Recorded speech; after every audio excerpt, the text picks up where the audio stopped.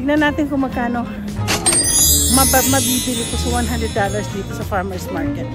Plus another 12 for Aha. this is 32. Plus another 7 for your king trumpet. Aha. 39. Yeah, okay. Got 39. Guys, look. Yeah, and I'm taking it home. Oh my gosh, look at those cookies. Tingnan mo, buti may bag ako. Yay! Nakabili na ako ng madami. So, ako'y uuwi na. Naubos na. Siguro may $3 pang natitira sa aking ano.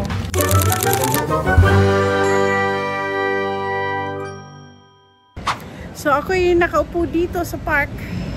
Ang farmer's market nandoon. Tapos dito, may park po dito. Yan po yung park. Mabuti po, meron ako nabiling $3 din po to. Parang $3.95. Oo, grabe. Gusto ko sana dito kumain na, pero papasok na lang ako. At titikman ko yung tinapay. May nabili po kasi akong tinapay. So, ayun. Hindi na ako pupunta ng freight house. Siguro sa next time ko i-freight house. Okay, nandito po ako naghihintay sa train. Wala pa po ang train. Ang init-init. Grabe. Naghihintay po ako ng train. Medyo magtatagalan dahil 11 o'clock na pala. Kaya tuloy si Carmela. Ayan, wala pa. Kaya po si Carmela gusto niya na po sa bahay na lang mag-work at home na lang. So, yan po. May dumating. Ayan na. Ayan ang train. So, dito kami bumibili ng ticket. Ayan na po ang train. Yan ang hihintayin ko. Naku, katagal-tagal pa ho yan. O, yan po. Ako'y uupo na dito. Dahil matagal pa po yan. Ay, kasi nag-ikutan pala. Hanggang ano ito eh. Hindi na po siya yung... Kasi nung araw, ang end nito doon lang. Ngayon, umiikot na to hanggang St. Joseph. Dadaan pa to ng... Ano yun? Tacoma General Hospital. Ay, naku. Matagal ang aking paghihintay. Parating na ang train na hinihintay. Yan din ang sinakyan ko kanina. Yan din ang sinakyan ko. Sasakay pa rin ako dito. Papuntang Tacoma doon. Umupo na naman ako sa same chair ko. Ito pa yung chair ko. So, iikot ko na kayo. Pabalik na ako ng Tacoma Dome. Ito na po mga building dito sa ano. Ito, hindi dito Broadway. Commerce yata ito eh. Kasi, dadaan tayo sa convention center. Ito na yan yung convention center. Hindi pa. Murano yata ito eh.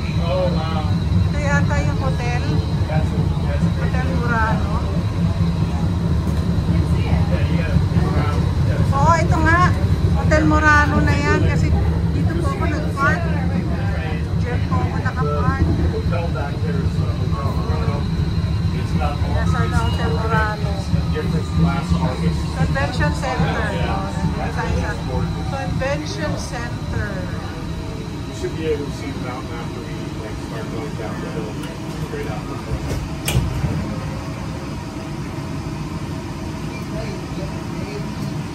The Brookfield cars don't have that door. Malaki, minsan po dito kami nagpapaparking. Yung mga gala night, mga gala-gala night. Kaya grabe, meron dyan parkingan na ubod ng ano, hindi ko alam eh, ako nag-drive. Ayan na po yung convention center. Ayan po yung Tacoma Convention Center. Ayan, Tacoma Convention Center. General Tacoma. Tapos, may parkingan dito na nagbayad po ako na ito ba yan?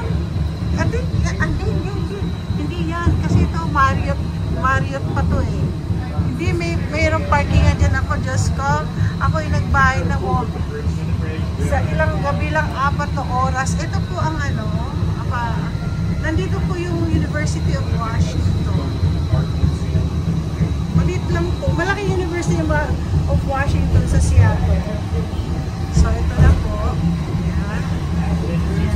Starbucks dyan. Nandiyan pa kaya yung Starbucks? Pag-aari daw ng Pilipina eh. Pilipina daw may-ari. Wala na. Wala na yung Starbucks. Wala. Ayun na, yun. Yan, sabi na Pilipino. Starbucks. Ayan po, ito po yung University of Washington, Tacoma. Nag-aaral po dyan si Carmela, yung payroll manager ko. May isang restaurant dito na gusto ko, isang Thai restaurant na lagi ko pero lately hindi na ako nakakapunta. Ito po yung Union Station. Tapos punta tayo dito.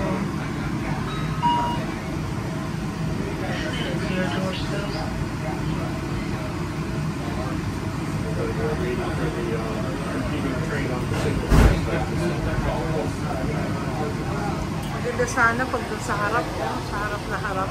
Ganda kasi yung mga designs dito. Ewan ko ba ba't nagtatagal kasi may mga estudyante dito kasi. Okay. Papakita ko lang sa inyo yung mga restaurant na madalas ko pinupuntahan. So, ito, ayan po yung Indochine. Indochine po yan. Masarap po. Thai yan, hanggang dito yan. Tapos meron dito inuman ng beer na sila mismo nagbo-brew. Yan po, nakikita nyo yan? Nakikita nyo yan? Yan. Masarap yung Team's Kitchen. Dyan pala yung Team's Kitchen. Diyan ako nagdo-DoorDash. Okay. Napagod ako. Kahit hirap-hirap ako maglakad. Sige lang. Para meron lang akong maipakita sa inyo kung ano itsura ng farmers market dito. Tapos, after the pandemic kasi, dati ho kasi gusto pumunta dito, lalo na dyan sa freight house. Yung pinakita ko sa inyo kanina. Sa tingin ko yung freight house kasi mahabang freight house eh. May restaurant, mayroong tindahan, maraming makikita dyan. So siguro isang vlog 'yon. Hindi ko nakakayanin isama siya sa vlog ko ngayon dito. At saka hindi na at 11 more than 11 na kaya ayun, at salamat very much. At ito po yung pinakita ko sa inyo yung train ride ko. Nakakatuwa at nakakapagtaka, may bayad na. Pero itong parking libre. Tapos, ito, short term lang to. Tapos, dun sa taas, sa mga ibang para dun sa mga nagtatrabaho sa Seattle. So, dito sila nagpa-park. Tapos, sasakay sila sa bus. Tapos, papunta na Seattle. O, libre po ang parking. Pero, syempre, nagtaka nga dati nung libre yan. Nasabi ko nga kay Manong, kasi siguro, kaya po may bayad na. Dahil, iikot pa ng Tacoma Gen, papunta na St. Joseph. Ikwento ko nga kay Manong Ernie, kasi si Manong Ernie dating natrabaho doon. Retired na siya, nandiyan na siya sa Philippines. Okay? Salamat. Like and subscribe. Salamat po.